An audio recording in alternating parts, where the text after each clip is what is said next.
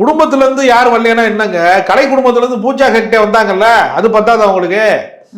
பல பேர் வந்திருக்கிறாங்க. ஆனால் இன்னொன்று விஷயம், இவங்க இதுவரைக்கும் சொன்ன பொய்யிலேயே பெரிய பொய், இது கடைசி படம் சொன்னாங்க.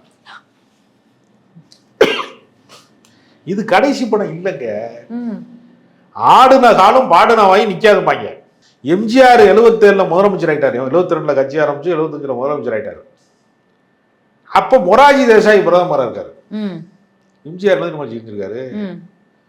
இப்போ பார்த்தாலும் பிரச்சனையாகவும் சொல்கிறாங்க, அதை சரி பண்ணலை, இதை சரி பண்ணலை, அவங்களுக்கு வேலை வாய்ப்பு இல்லை, இவங்க வந்து இப்படி இருக்காங்க சொல்லிட்டு கையெழுத்து பயிலில் போட்டுக்கிட்டே இருக்க சொல்கிறாங்க.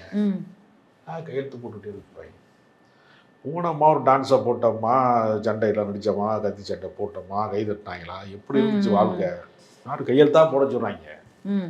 மொராஜி தேசாய்க்கு ஒரு கடிதத்தை போடு, மறுபடியும் நடிக்கிறதுக்கு அனுமதி, பெர்மிஷன் கொடுங்க, பார்ட் டைமாக நான் பண்ணிக்கிறேன், முதலமைச்சராகவும் இருந்துக்கிட்டு இடையில போய் நடிச்சுட்டு வர்றேங்கிறாப்புல.